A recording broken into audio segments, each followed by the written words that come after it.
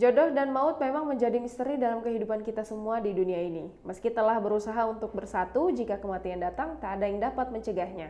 Sepasang calon pengantin meninggal dunia, keduanya mengalami kecelakaan di Jalan Lintas Sumatera, kilometer 3839, Kabupaten Serdang Bedagai, Sumatera Utara, sepulang dari acara seserahan. Sepasang calon pengantin mengalami kecelakaan di Jalan Lintas Sumatera kilometer 3839, kawasan Kelurahan Tualang, Kecamatan Perbaungan, Kabupaten Serdang Bedagai, Sumatera Utara pada Minggu 13 Desember 2020 lalu. Kecelakaan itu mengakibatkan sepasang calon pengantin tewas. Keduanya diketahui bernama Irma Yunita, 23 tahun, dan Suharyanto, 28 tahun.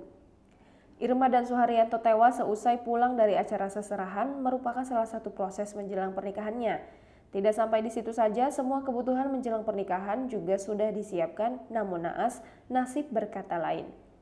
Kini, duka mendalam usai peristiwa itu dirasakan oleh sang ayah Irma yakni Miswan.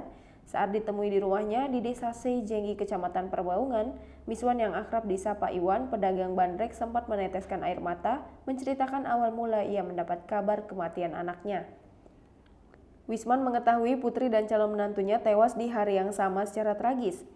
Miswan mengaku dirinya sempat mendapat suatu firasat ketika dikabari terjadi sebuah kecelakaan tak lama setelah putri dan calon menantunya pamit dari rumah.